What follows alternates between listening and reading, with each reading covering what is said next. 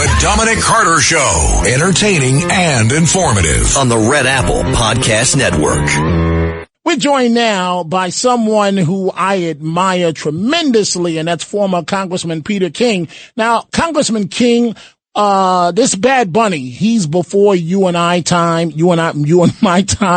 Well, I guess we were before him, but President Trump is already denouncing him as the lead performer at the Super Bowl.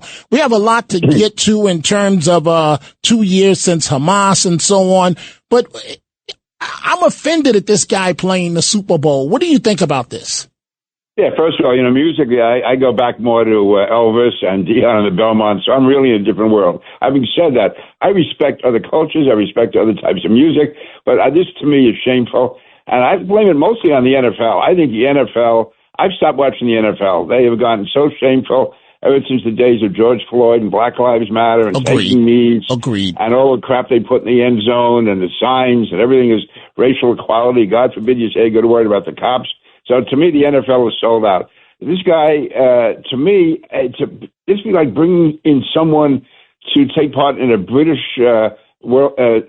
national championship, an Italian national or a Nigerian national championship, and having that entertainer denounce the president of that country, the head of that country. It's shameful, but it's in keeping with the NFL. It's in keeping with the NFL. God forbid somebody says something that's not at all politically correct, and the NFL will denounce him. But in this case, you have the lead entertainer at one of the leading events of the year, sporting events, cultural events, whatever we want to call it, denouncing the president, giving him that type of headline, that kind of status, that kind of coverage. To me, it's absolutely indefensible. And Roger Goodell is a phony and a fraud, well overpaid. I don't know what he gets paid for doing other than just pandering to the left wing. And so to me, I hate to say it, but I probably won't be watching the Super Bowl this year. I've given up watching the NFL during the season because all I can think of is how anti-cop they are, how this anti-American. Again, this is a classic case. And I would say the same thing, by the way, if it was somebody who was attacking Joe Biden or Lyndon Johnson or Barack Obama. I know you would. I know you would, Congressman. That's the type of guy you are. You're a straight shooter. Let's get to some of the other news that's making headlines. Today, tragically, 2 years since Hamas, the Hamas attacks on the innocent people of Israel, those animals attacking the innocent people of Israel. What goes on in your mind 2 years later, and the world is still dealing with this situation? Yeah, I remember when I first got the first reports 2 years ago, in that like a first hour or two. Somehow I thought, as terrible as it was another Hamas terror attack where a number of innocent Israelis were murdered. I had no idea it would ever extend to the type of animalistic, horrible, disgusting behavior of raping innocent people, intentionally killing young kids, intentionally killing civilians, and the large numbers in which it was done, the way it was planned, the way it was coordinated. So to me, that to me means Hamas should be wiped off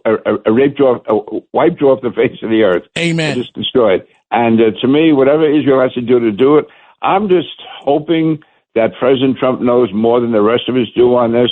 But I just see Hamas stringing us along, playing the game, and getting tantalizingly close, which causes Israel to back off a bit, or the United States to tell Israel to back off a bit, and then maybe release a few hostages. A few more are going to be coming in next week, and they never come, and we're back to where we started from. And we make the mistake as Americans. I'm saying this of all Americans, whether it's President Trump or you, me, or anyone. Somehow we think that the adversary has at least some of the same moral standards that we do. They have none of them. They have absolutely none. Hamas, these are evil animals, and we have to keep that in mind and not try to think they ever have any thought of doing the right thing or even close to the right thing. Or they want to do the bad thing. They want to do evil things. That's what keeps them going. They're evil people. This is not any kind of legitimate revolutionary movement. It's a pack of animals running wild. Congressman Peter King, we're talking with the Congressman live. So the government shutdown. Explain this part to me. If migrants, if illegals will still be able to go to the emergency room and get treatment, how could Democrats say that this does not include illegals when clearly it does? And if you're holding this up, over the health care issue. You're holding this up in part to protect illegals. How can Democrats say that it's not about that with a straight face? Basically, I can say right now they feel they can say whatever they want, and a certain segment of the media is going to go along with them, and the segment of America that hates Donald Trump is going to believe whatever they say, so long as it sounds like it's anti-Trump, whether or not it's true or false. Now, I'm against government shutdowns by everyone. I was against them when the Republicans did it. I don't think it brings you anywhere. To me, it's an abdication of responsibility. But at least in those days, we were arguing over an issue that was before the country at the time. What they're talking about is something that was agreed on last year. I mean, the fact is that both houses of Congress passed the legislation and the president signed it, which now the Democrats want us to partially repeal. So there's no basis at all. There's no way they can defend what they're doing other than the Democrats are getting tremendous pressure from their base. Do whatever you can in any way you can to hurt Donald Trump, to stop Donald Trump. So they find some reason to justify shutting down the government. I think it's the last weapon they have, so they come up with health care. If it wasn't health care, they would have found something else, some other obscure provision of some law that's there, which they claim denies human rights or denies human dignity. It's anti-woman, anti-black, anti-gay, and whatever. They are right now desperate. They are in New York. Everyone's afraid of AOC running a primary herself or supporting candidates in primaries against them. Other parts of the country, they're worried about Bernie Sanders. So it's the Democrat. If there's such a thing as a mainstream Democrat, they are caving in to the progressive left wing of their party, led by Bernie Sanders, AOC, Omar, and that whole crowd, that whole left wing crowd, which is small in numbers but large in intensity. So, Congressman Peter King, perhaps I'm getting old. Perhaps it's time for me to move on and let a young Dominic Carter come along. Explain this to me. I understand the appeal, but AOC, right? You just said, and you're right, that they're all afraid of her. I mean, with no disrespect, I don't need a gin tonic. Why are they afraid of this woman? What does she bring to the table? She's a complete, I shouldn't say airhead. The elevator doesn't go to the top floor. All the bulbs don't light up upstairs in her head. What are they afraid of this woman for? All I can say, the world we live in today, social media has a exaggerated importance. She is skillful at social media. So whether or not she knows any of the issues, whether or not she really has an agenda that makes sense for the United States, she's skillful in social media. That inflames the base of the Democratic Party, and we're seeing it's the same thing with Mandami here in the city. I mean, to me, it's the same situation. This left-wing social media crowd has taken over the Democratic Party. If I can just add one thing, Dominic, before I get too far off. This morning I was at a funeral for Joe Herbert. I saw that. I saw that. I was going to ask you about it, and let's go ahead and get to it. I saw it online because it's all over online, NYPD legend, and the funeral was this morning? Yeah, it was down in St. Francis de Sales Church in Belle Harbor. Listen, all detectives do a great job. NYPD does a great job. Yes. Joe Herbert was different from everyone. He was a guy who broke the Zodiac Killer here in New York. He had a tremendous amount of arrests. But at the height of the Muslim radicalization hearings I was going to hold when I was a chairman, I asked Ray Kelly, since the NYPD's programs were going to be so involved in that investigation, could he detail somebody to me? He said the best detective he ever had, Joe Herbert. He came down. He took over the committee staff. I had CIA, FBI, all these career people, former military people working for me. Joe Herbert became the top guy, but you would never know it. To look at him, he was quiet. He was unassuming, never raised his voice, never threatened anyone. And yet before I knew it, at first I was wondering, what is Joe really doing? Then I found out, everyone told me he's doing everything. He was the one going through all the evidence, everything. Totally dedicated guy, one of the nicest guys I ever met. And he died really much too early. I was talking to his daughter today, and down the church was filled with really good people in Belle Harbor. So I just wanted to get that out there. Yes. Every time you meet someone in life that really is close to a perfect person, as you find. That was Joe Herbert. I was going to ask you about Mr. Herbert. They just don't make him like that anymore with the NYPD. An absolute legend, and our condolences go out to his family. Congressman Peter King, I have about a minute and a half left here. The mayor's race. Let's get to it. I'm concerned for our friend Curtis Sliwa, for his safety, for Curtis to accept NYPD protection. It's real because Curtis does not like that. And obviously we don't know yet what happened, but he's being escorted around and he's receiving full NYPD protection. So one, your reaction to that.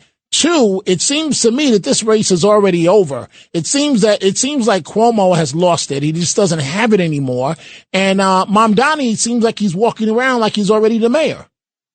Yeah, of all the surprises of this campaign, the fact that Curtis has accepted security means there must be something out there. Because this guy is crazily fearless. I mean, nothing bothers Curtis. Absolutely. He takes on the mob. He takes on everybody. He takes on people in subways, street corners. He doesn't care. So this is for real. It's a symbol, and it's a clear idea of what we're going through as a city right now. The violence is out there. The threats is out there. As far as Mamdani, I agree. It looks like Mamdani right now is the clear favorite to win. Cuomo can't get his campaign going. Curtis, unfortunately, has been looked upon like he's the third-party candidate, even though he's the Republican nominee. But I give him credit. He has kept going. I give him credit too. Worker, absolutely. He won't stop. He keeps going, and now he's doing it even in the face of these threats. And there's something phony about this because let's face it, Curtis and the cops have had a mixed record over the years. He's a guy who never wants to admit he needs help from anybody. It's him and it's his guardian angels, and he's not afraid of anyone. So if he's taking police security, these threats are real. And that, to me, is a threat to the entire city because we need people like Curtis, and nobody in politics should be threatened at all, especially a guy like Curtis who literally has bled for this city. Congressman, I do want to get you on the record on this. I really feel that no matter what, Mr. Sliwa has won. And the reason why he won, because he's raised more money than he ever has before. That's a testament to the type of candidate he is. He's running his race. He hasn't gotten out as of yet. But I think that no matter how this apple is sliced, Curtis Sliwa is a winner. Absolutely. He is a New York winner. And that I will say, Curtis and I have an up and down relationship. We fight and we laugh and we have a good time. We have hard times. Having said that, he's a New York character. I'm proud to know him, proud to call him a friend most of the time. And he's, I think, a little bit proud to call me a friend. Sometimes we went to the same high school. He always say, I graduated, he didn't. And but he says he's still smarter than me, which could be. Well, Congressman Peter King, always great to have you with us. And again, our condolences go out to the family of NYPD legend, Chief Joe Herbert. Thank you. I look forward to chatting with you very soon, Congressman. Always, Dominic. Thank you. You are the best. Thank you. Thank you. In regards to your family, your wife, everybody in your family. Thank you, Congressman Peter King. Folks, we see all of your telephone calls about Bad Bunny, Bugs Bunny. I got to take a break. Bad Bunny, your calls when we come back. Thanks for listening to The Dominic Carter Show. You can hear The Dominic Carter Show weekdays at 3 p.m. and Monday through Thursday at midnight and Sunday starting at 11 p.m. on 77 WABC. If you like the podcast, share it with your friends and listen anytime at WABCRadio.com and download the WABC Radio app. Hit that subscribe button on all major podcast platforms. Plus, follow WABC on social on Instagram, TikTok, Facebook, and X. See you next time for a new episode so you never have to wonder. What the heck is going on here?